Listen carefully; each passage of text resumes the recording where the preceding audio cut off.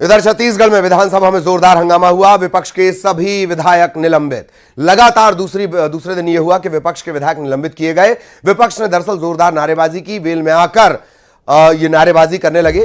धान खरीदी और केंद्रीय पूल द्वारा धान नहीं लेने को लेकर विधानसभा अध्यक्ष डॉक्टर रमन सिंह को स्थगन प्रस्ताव दिया गया। विधानसभा अध्यक्ष ने इसकी अनुमति नहीं दी। इस पर विपक्ष नारेबाजी करने लगा।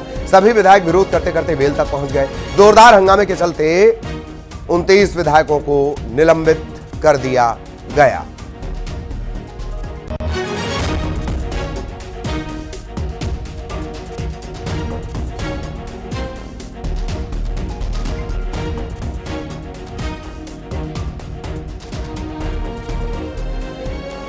लगातार दूसरे दिन विपक्ष के विधायक निलंबित किए गए हैं। आज 29 के 29 रायपुर लिए चलेंगे। सहयोगी आकाश हमारे साथ जुड़े हुए हैं। आकाश, क्या कुछ अपडेट? जी बिल्कुल, विधानसभा में आज बड़ी जो है कार्रवाई हुई और बड़ा हंगामा हुआ है। दरअसल शून्यकाल में जो है विपक्ष ने स्थगन प्रस्ताव दिया विधानसभा अध्यक्ष को। इसमें धान उपार्जन को लेकर था। धान खरीदी के बाद जो धान उपार्जन होता है तो 40 लाख मीट्रिक टन जो है वो धान केंद्र नहीं खरीद रहा है। ऐसे में सरकार बाजार में उस धान को नीलाम करने वाली है। इससे पहले भी जो 5 से 7 लाख मीट्रिक टन धान पहले ही बचा हुआ है। तो विपक्ष का आरोप है कि 8,000 करोड़ रुपए राजस्व का नुकसान सीधे तौर पर सरकार को होने वाला है। तो इसमें लंबी चर्चा बहस के लिए जो है स्थगन प्रस्ताव विधानसभा अध्यक्ष को दिया गया। विधानसभा अध्यक्ष को देने के बाद उन्होंने स्थगन प्रस्ताव की अनुमति नहीं की, ग्राह्य नहीं किया। ऐसे में तमाम जो विपक्ष थे वो गर्भगृह तक पहुंच गए और नारेबाजी करने लगे। इस दौरान पूर्व मुख्यमंत्री भूपेश बघेल, नेता प्रतिपक्ष चरणदास महंत समेत 29 विधायकों को जो है स्वमेव निलंबन की कार्रवाई उन पर की गई है। पूर्व मुख्यमंत्री भूपेश बघेल का कहना है कि जिस तरीके से धान की नीलामी करने से राजस्व का बड़ा नुकसान राज्य सरकार को हो रहा है, इसका जो दूरगामी परिणाम है वो किसानों पर पड़ेगा, राजकोष पर पड़ेगा और लोगों पर पड़ेगा। तो ऐसे में केंद्र सरकार को आग्रह करना चाहिए राज्य सरकार की तरफ से, जो ये धान है 40 लाख मीट्रिक टन वो उपार्जित करे केंद्र, ताकि ये नुकसान ना हो। ऐसे में छत्तीसगढ़ की जनता का बड़ा नुकसान होगा। इसका विरोध लगातार विपक्ष करने लगा और ये विरोध प्रदर्शन भी इस पे किया गया है। जी चलिए, बहुत बहुत धन्यवाद आकाश आपका इस तमाम जानकारी के लिए। सहयोगी आकाश विस्तार से जानकारी दे रहे थे। इधर ईडी के छापे को लेकर भूपेश बघेल का बयान सामने आया। बघेल ने कहा, सीडी कांड में मैं बरी हुआ।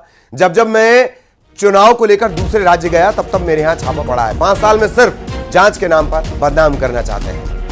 उन्होंने कहा कि ईडी ने अब तक ये नहीं बताया कि किस मामले में वो जांच कर रहे हैं। 20 से लेके जब मैं अन्य प्रदेशों में दौरा करने गया, झारखंड में पहले पड़ा, झारखंड जाने के बाद उसके बाद आसाम गया तब छापा पड़ा, फिर उत्तर प्रदेश गया तो 8 दिन में छापे पड़े, फिर उसके बाद हिमाचल गया तब छापे पड़े, अभी जब पंजाब भेजा गया फिर छापा पड़ा। सीडी कांड के बारे में मोदी जी, शाह जी लगातार बोलते रहे, सीडी में फंसा हुआ है, ईडी में फंसा हुआ है। और जब चार्ज फ्रेम करने की बात आई तो प्रथम दृष्टया पाया गया कि ये और ईडी की कार्रवाई पर कांग्रेस के संचार प्रमुख सुशील आनंद शुक्ला का बयान आया। उन्होंने कहा कि देश भर में ईडी की कार्रवाई की निंदा हो रही है। भूपेश बघेल के खिलाफ हुई कार्रवाई से कार्यकर्ताओं में गुस्सा है। ईडी की कार्रवाई के खिलाफ कांग्रेस प्रदेश भर में प्रदर्शन करेगी।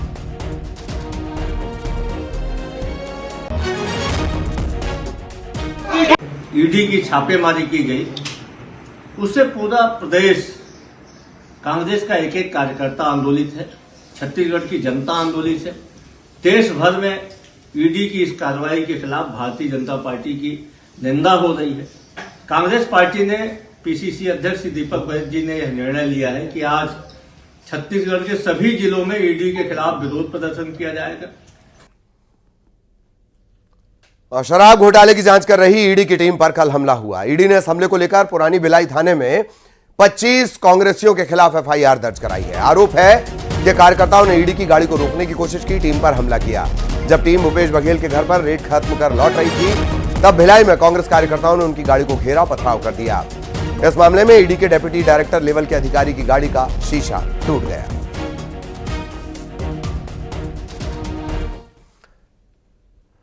भूपेश बघेल के बेटे चैतन्य बघेल को ईडी ने समन जारी किया। पूछताछ के लिए ईडी ने नोटिस दिया है। 15 मार्च को चैतन्य बघेल से पूछताछ होगी। शराब घोटाले समेत कई महत्वपूर्ण बिंदुओं पर ईडी चैतन्य से पूछताछ करेगी।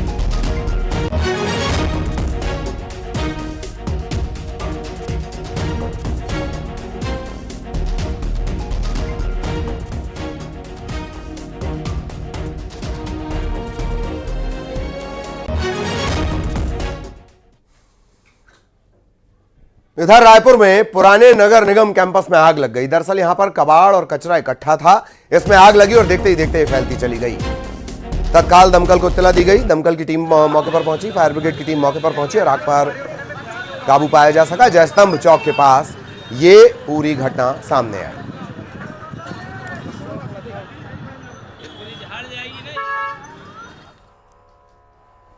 जगदलपुर में कुत्तों के झुंड ने बाइक से जा रहे एक युवक पर हमला कर दिया। युवक को दौड़ाकर कुत्ते ने काट लिया। देर रात युवक के परिजनों ने महारानी अस्पताल में से भर्ती करवाया है। जगदलपुर के दंतेश्वरी वार्ड की घटना है। युवक का इलाज चल रहा है। लोगों ने नगर निगम पर आवारा कुत्तों को लेकर कार्रवाई नहीं करने के आरोप लगाए हैं।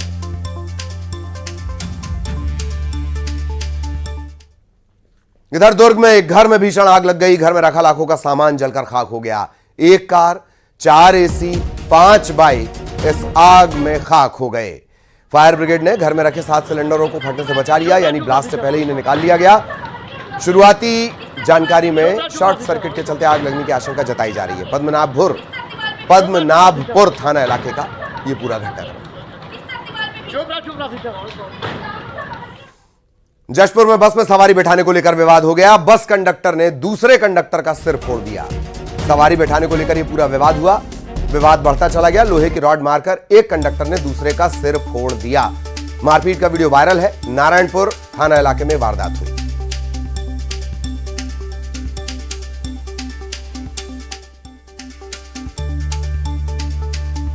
इधर रायपुर में एक ढाबा संचालक से मारपीट की गई। तलवार से हमला करने का वीडियो भी सामने आया। वीडियो में नजर आता है कि कैसे धारदार तलवार के साथ, डंडों के साथ कई नकाबपोश ढाबे में घुसते हैं। इसके बाद संचालक और कर्मचारियों को पीटने लगते हैं और फिर तलवार से हमला कर देते हैं। जागीर सिंह नाम के शख्स पर यह आरोप लगे हैं। पुलिस ने एक आरोपी को गिरफ्तार कर लिया है। बाकी की तलाश सीसीटीवी फुटेज के आधार पर की जा रही है।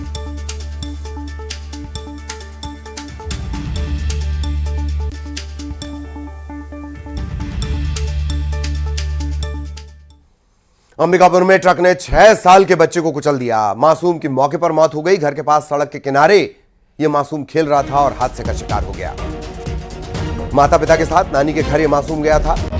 हालांकि इस हादसे के बाद ग्रामीणों में भारी गुस्सा है। उदयपुर थाना इलाके के रिखी गांव में यह हादसा हुआ। ट्रक ने 6 साल के बच्चे को रौंद दिया। मौके पर मौत हो गई।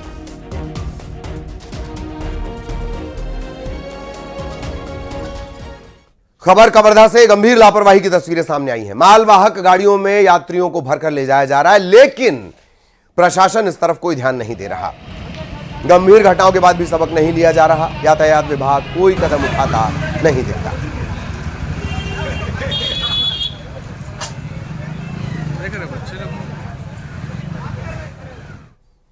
और कैबिनेट मंत्री लखनलाल देवांगन को बीजेपी ने, उनकी अपनी ही पार्टी ने नोटिस